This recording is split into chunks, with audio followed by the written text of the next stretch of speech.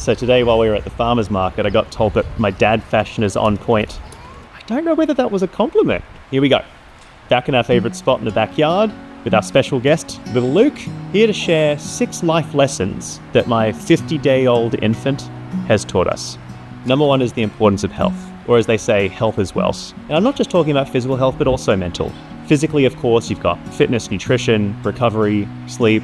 The healthier we are, the more energy, patience we have, the better mum's milk supply even. And don't get me wrong, adjusting to this guy's new schedule, it's really hard. I mean, even getting away to the gym for 30 minutes takes planning. But if it matters to you, you have to find a way to make the time, even if in the moment it feels like you're being irresponsible by stepping away from the baby or your partner. And then on the mental health side, the importance of valuing self-care is paramount. For us, we've gone through an emotional roller coaster. And on the downs, it's sadness, anxiety, depression, the whole gamut. Especially as the sleepless nights have built up, there have been many moments every day where we feel hopeless, out of control, out of sync. For us, it's been so important just to acknowledge and honor those big emotions. If that means crying through an entire box of Kleenex or screaming into a pillow, both of which we may have done, then just do it. Better out than in, I always say.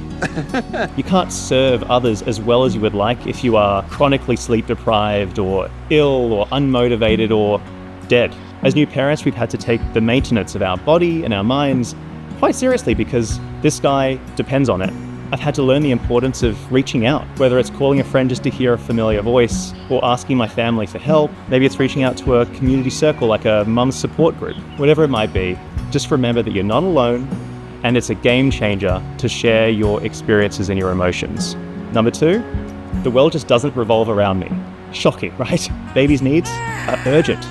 I mean, he loves us, but he doesn't care if we're tired or in the middle of work. If he needs to eat, he needs to eat. As new parents, it's instilled in us a profound sense of responsibility to have to look after this one, even if it's completely altered our sense of identity, one built on independence and freedom. If Copernicus were a parent, I think he would consider putting a different kind of sun at the center of the solar system, if you know what I mean.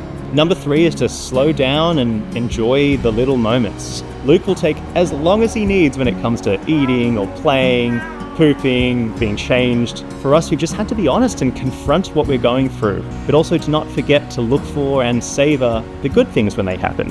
No matter if I've woken up on the wrong side of the bed or how stressful my day was at work, I look at this guy and see him smile and coo, and it just washes all of those anxieties away.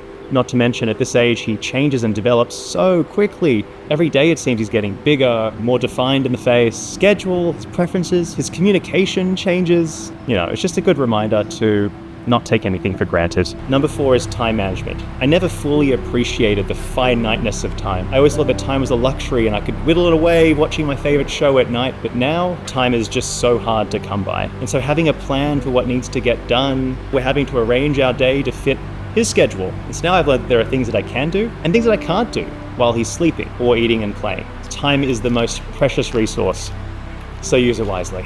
Number 5, Luke has taught me how to communicate better, I think. I mean, I'm a decent communicator at work, but I've always had work to do when it comes to more effectively communicating at home with my wife. What can I say? I'm a work in progress.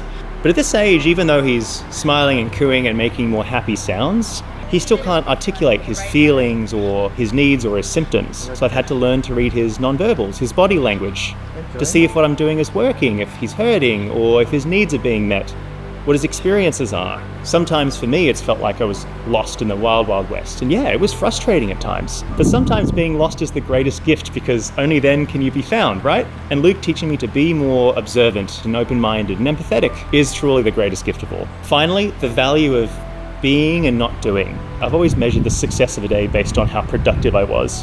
How many things did I check off the list? How much money did I make? And for better or worse, I kind of carried that through to the first couple of weeks of Luke's life. My definition of success was how many chores did I check off the list while he was asleep? And well, yeah, these are all things that have to get done. But in hindsight, I realized that I should have just been sitting and enjoying being next to him, seeing him grow right before my eyes. Truthfully, this has been especially hard with returning to work from parental leave, something that we'll cover in a future video. And I'm still figuring out how to balance that, right? But the goal here is not to be perfect, but to be self-aware and to improve, to try not to make the same mistakes twice and strive to be 10% better than yesterday. And that's it. 6 valuable lessons that I'll carry with me for the rest of my life. Learn from the most unexpected source, my 50-day-old baby. If you've made it to the end, thank you so much. And if you're a parent, I'm curious, what lessons has your little one taught you? Leave it in the comments. Until next time, keep cuddling and take care of yourselves. See you guys later.